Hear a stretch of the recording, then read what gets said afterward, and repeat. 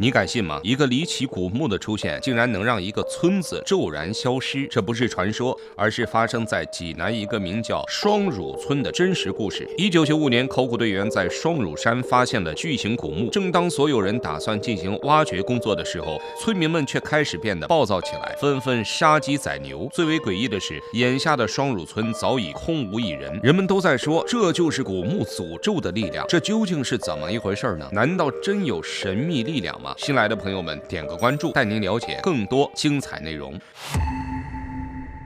在双乳村的村口有一块刻满了文字的石碑，石碑上清楚地写着，整个村庄其实是依赖于一座名叫双乳山的大山而存活着的。严格来说，双乳山算不上什么名山，但就是这个名不见经传的大山，却守护了双乳村上千年的平安。因此，人们切不可动这座大山的山脉。相传，山脉一旦被动，那么双乳村就要遭受灭顶之灾。那么，这传说中的山脉又是什么呢？显然就是这块石碑。石碑文字落款的时间乃是清朝的宣统年间，也就是1909年，距今也有100年的历史。但没人知道这石碑上的诅咒警告究竟是从何时开始。毕竟在整个封建时代，人们对鬼神一说都极为相信。然而，当时间进行到20世纪70年代的时候，一切都变得不一样了。此时的人们不再相信鬼神一说，因此人们开始开山取石。可谁知道，诅咒竟然在悄悄的应验。先是在双乳山中突然被挖出一个巨大的蟒蛇洞，然后就是那些参与开山取石的村民们陆陆续续的发疯或者生疾病死去。这一折腾果然吓退了后来想要继续挖山取石的村民。但是10年之后，考古队来到此处考察，意外发现了2点诡异的地方。首先，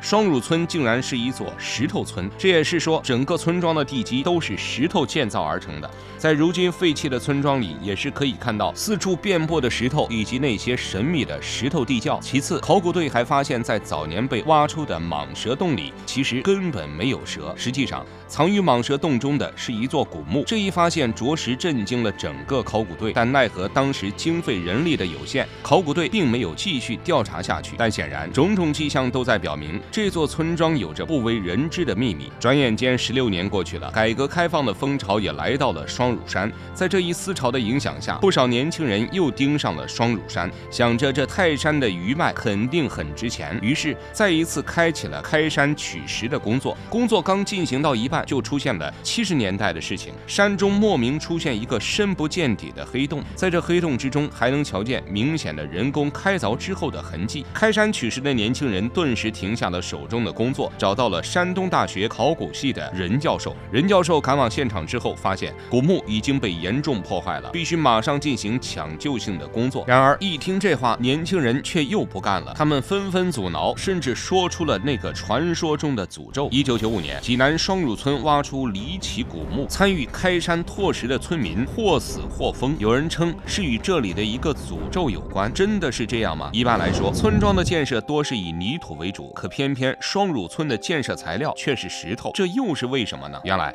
还是在清代咸丰年间，由于黄河屡次改道，导致洪水泛滥成灾，双乳村也因此被淹没了好几次。正当村民们流离失所，无处可去的时候，双乳山上下来了一对神游的道士，他们自称自己颇懂风水之术，能够帮助村民们解决这洪水泛滥之苦。于是，在道士们的安排下，村民们先是在村口挖出了一口水井，然后就在附近取石建房。做完这些之后，道士们就嘱咐大家切不可离开这台地，更不能去双乳山上取石。说来也神奇，按照道士的方式，双乳村还真没再遭受过黄河泛滥之苦。可尽管如此，总是有年轻的村民想要挑战一下这道士的权威。无一例外的是，但凡有人想上山取石，总是会遭遇莫名其妙的变故。于是到了1905年的时候，当时双乳村的村长就立下了这块石碑，写下了诅咒的话语。如此一来，双乳山就成了一种不可言传的神山宝山。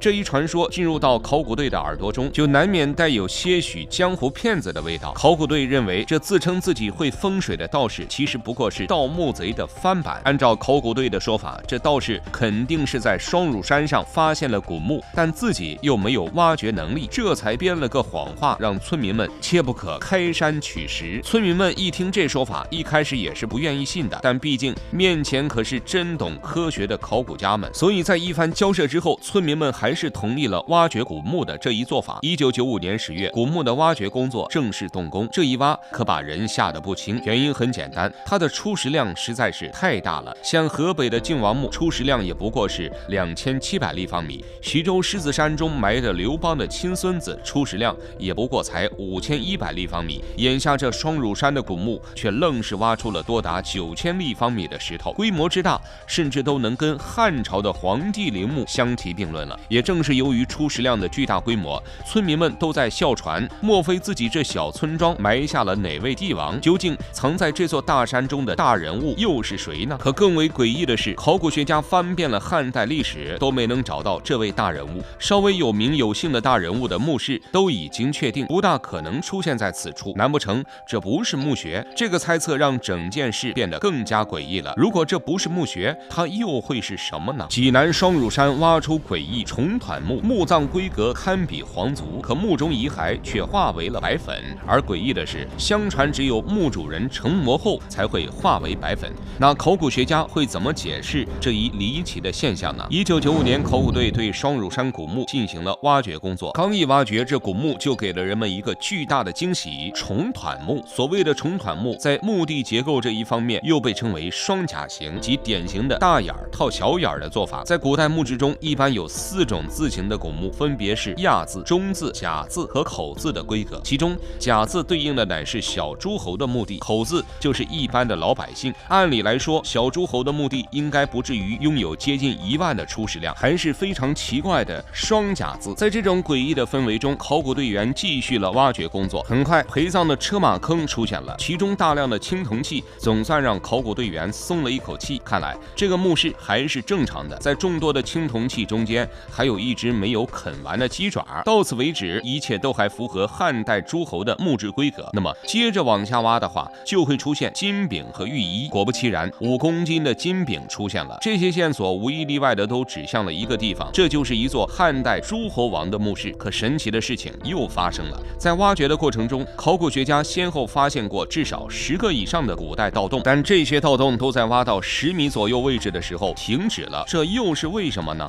而眼下考古队已经挖到了22米的深度，也就是大概7层楼高的位置。陪葬的玉器开始出现，但独独没见到玉衣的遗骨。此时村民们已经开始谣传说这是一个古墓，考古队自然不会因为这些说法放弃，还是在继续挖掘着。很快考古队员就挖到了遗骨化作的白粉。民间有说法称，只有墓主人肉身成魔了，尸骨才有可能变成白粉。没人知道这一切究竟是怎么一回事。考古挖掘工作结束之后，考古队专门在报告中写下了这些疑惑，其中就包括白粉之谜、诅咒之谜、墓主身份之谜等。此外还有碎石大门之谜。原来在考古队进入墓室之前，本该迎接他们的应该是一扇金石大门，可没想到却是1米厚的碎石堆。好歹也是个诸侯墓室，怎么就如此的随意呢？考古队想破脑子都没有想明白这其中的原因。但更为神奇的是，哪怕把墓室钻了个空，都没能找到一丝一毫关于墓室主人的信息。这种感觉就像是墓室主人故意要隐藏自己的信息一样。不过万幸的是，2000年之时，考古学家初步断定这是济北王的墓室。由于这济北王在历史上犯下了罪孽，与自己父亲的妃子私通，